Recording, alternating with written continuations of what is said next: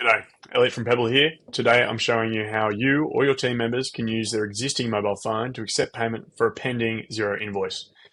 This is particularly useful if your business usually sends out a quote or an invoice prior to your team member arriving and completing the job. This also means that instead of needing to chase down a bank transfer or payment from the client, the person completing the job can securely accept payment from the customer on site using their existing mobile phone. If the customer isn't on site, the worker can then send a payment request to the client by text, email, or other messenger service. Once the payment is successful, the invoice will be instantly marked as paid and all accounts will be automatically reconciled. So on the left here, I've got the Pebble app open, and on the right, I've got my Xero account.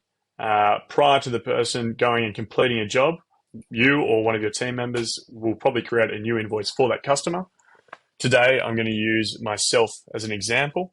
So I'll just get my name in there. We'll add an item for the job. I've just got a test item live in my account. And then what we'll do is we'll approve that invoice. From here, the worker will go complete the job.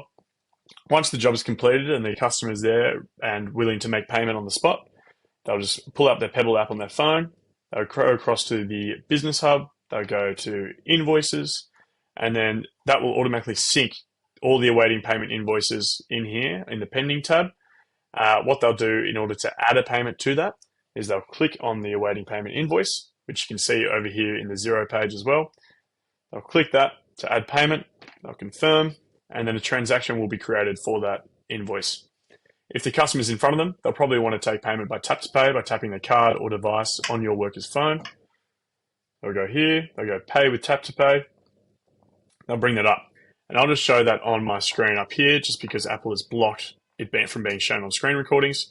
So look, that screen's up, ready to accept payment. The customer will provide their card or their phone in order to do so. So I'll just hold that behind here.